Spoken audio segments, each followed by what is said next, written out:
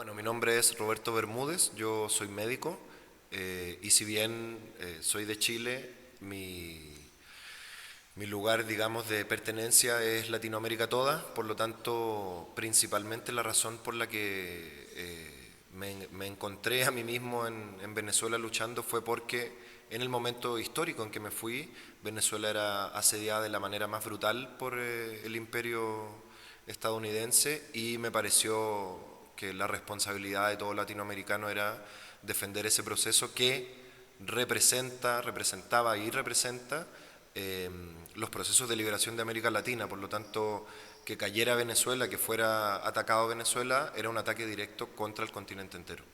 Como proyecto emancipador de la revolución bolivariana en Venezuela, eh, creo que es uno de los dos componentes principales que convierten al proceso venezolano en una revolución, ¿cierto? En una revolución anticapitalista y antiimperialista, que es una identidad propia de los pueblos oprimidos del sur. En ese sentido, la primera característica que lo convierte en una revolución es la dimensión geopolítica, la dimensión internacional, en la cual Venezuela vuelve a poner sobre el tapete la integración latinoamericana, el antiimperialismo y el socialismo como una posibilidad de superación del capitalismo. Y dentro de esa posibilidad de superación del capitalismo, lo que plantea la revolución bolivariana es precisamente la comuna, el Estado comunal, entendido este Estado comunal no como un Estado burgués, sino como una agregación de poderes locales que se interrelacionan y trabajan de manera horizontal, en el fondo disputando este poder concentrado ya sea en el Estado, ya sea en las transnacionales, y que dota, digamos, al espacio local, como dije, al espacio territorial, de poder que puede efectivamente transformar las realidades de las personas que allí habitan. En Venezuela hay muchas comunas, esta intención de Chávez, digamos, de comunalizar el poder, eh, permitió que al tener la fuerza del Estado, por decir así, se pudiera implementar este modelo a lo largo y ancho del territorio. A mí me tocó la suerte de participar en al menos 3 procesos. En la comuna El Panal 2021, que quedaba en Caracas, fue la primera comuna que conocí, donde aprendí muchísimo, muchísimo, donde tuve mis primeras formaciones. Luego también conocí experiencias muy potentes en el campo venezolano, principalmente en la comuna El Maizal y la ciudad comunal Simón Bolívar. Todo esto en la experiencia campesina. Y por último, el año 2018, junto a compañeras y compañeros del territorio, fundamos la comuna socialista Altos de Lídice, que queda, como bien lo dice su nombre, en Lídice, que es una localidad barrio adentro, cerro arriba, de Caracas, del centro de Caracas, centro oeste de Caracas. En general, en todos los estados-nación existen estas unidades, digamos, administrativas, territoriales, locales, que en el caso de Chile se llaman juntas de vecinos, creo que en Colombia tienen un nombre similar, en Venezuela se llamaban juntas vecinales, pero que son unidades administrativas que carecen de poder. Y creo que el gran avance que plantea la revolución bolivariana es dotar de poder a estos espacios. Para eso simbólicamente se les cambia el nombre, se les renombra como consejos comunales, y estos consejos comunales se van agregando entre ellos de manera democrática también, y mediante referéndum deciden agregarse, valga la repetición, en una comuna. Por lo tanto, 6, 7, 8 consejos comunales se unen y forman una comuna. Tanto los consejos comunales como luego la siguiente agregación, que es la comuna, principalmente se organizan de manera de generar vocerías.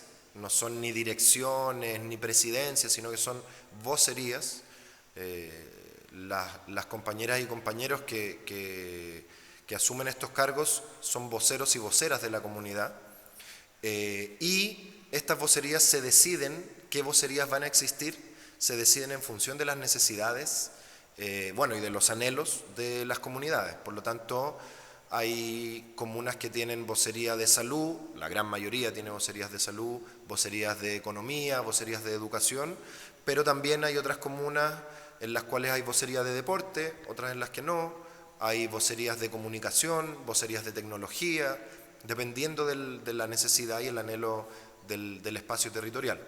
Y luego, esta comuna, como superación dialéctica del Consejo Comunal, tiene otras estructuras democráticas también, como el Parlamento Comunal, que es, si bien el Parlamento a uno lo lleva a pensar en un órgano legislativo, en verdad el Parlamento Comunal es un órgano más bien ejecutivo, es el que se encarga de ejecutar las políticas que se diseñan desde los consejos comunales o desde la misma comunidad, espontáneamente, quiero decir.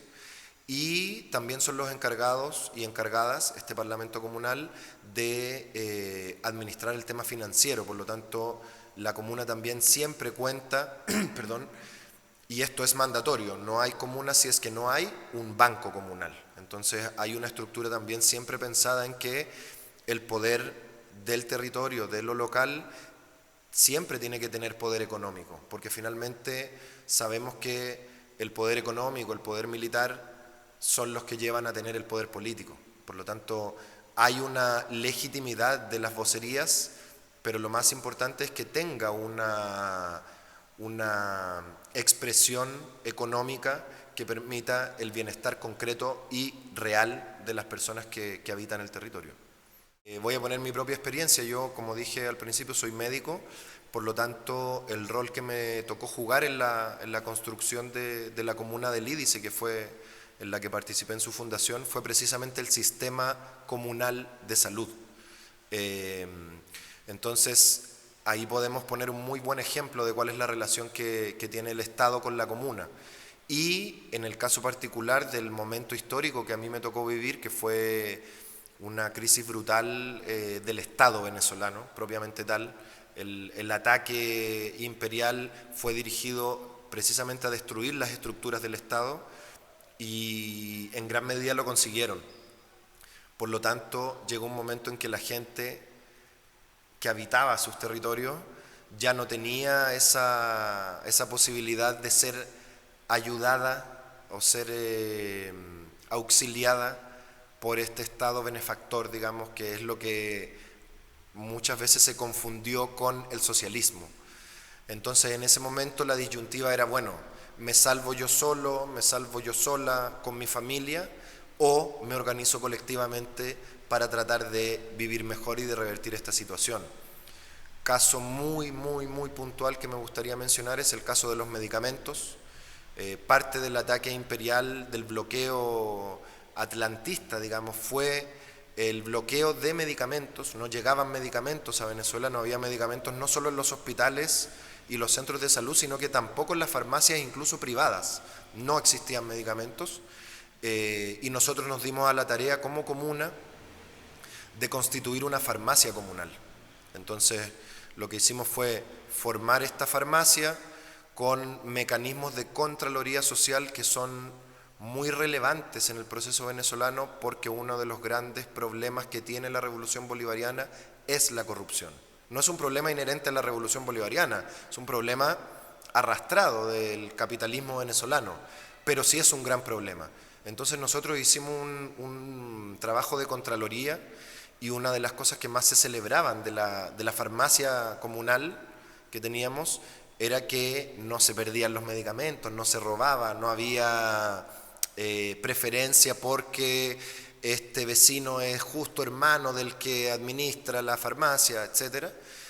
Por lo tanto, eso nos dio una legitimidad frente a la gente de que no se robaba, de que se entregaban medicamentos y de que efectivamente se cubrían gran parte de las necesidades de la población. Mentiría si dijera que esta farmacia lograba abarcar a todo el territorio y darle medicamentos a toda la población que habitaba, pero sí cumplía un rol fundamental, sobre todo en las enfermedades más graves y los casos más dramáticos, que eran, por ejemplo, la falta de insulina en pacientes diabéticos, la falta de antihipertensivos en pacientes hipertensos.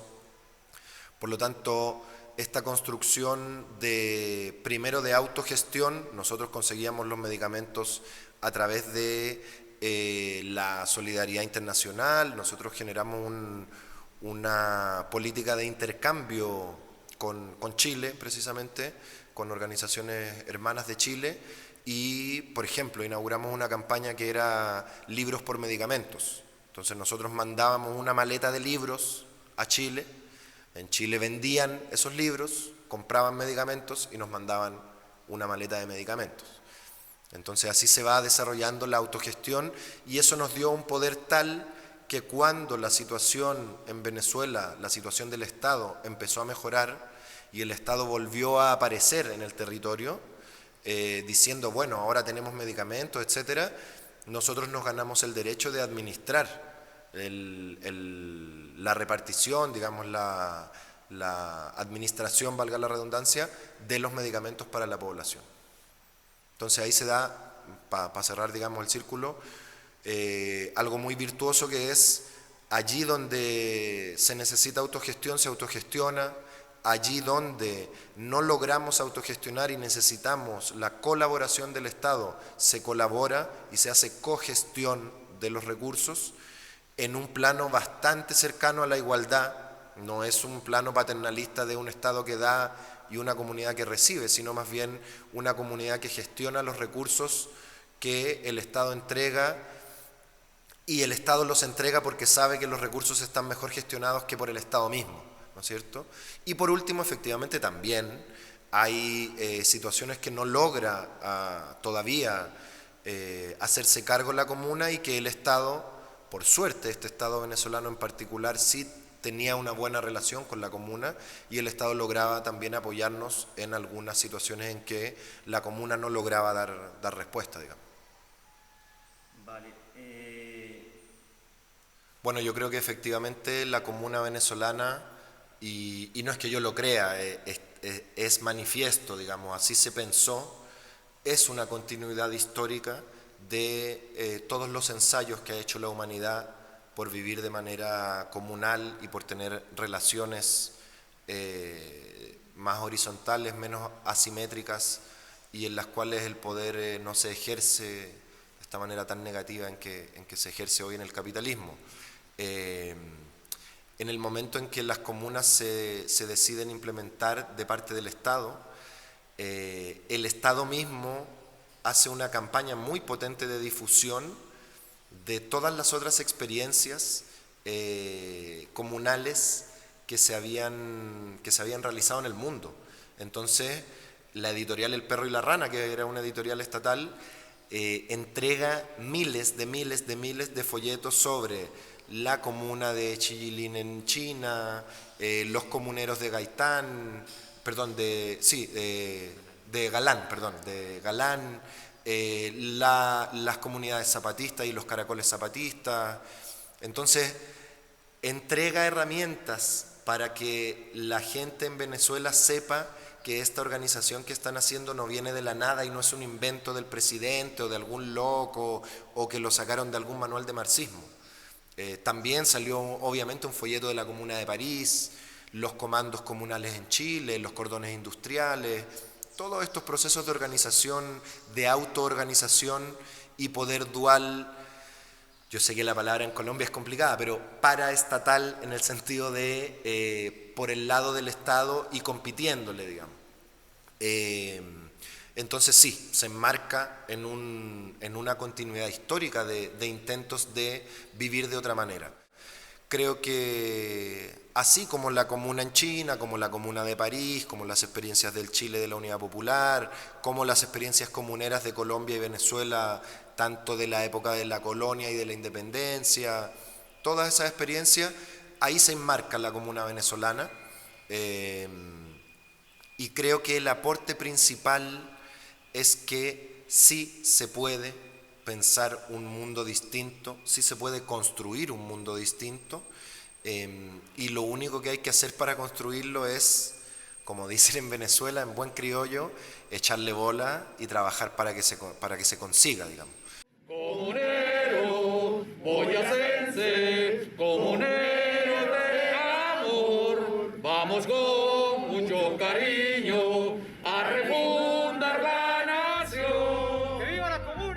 vida!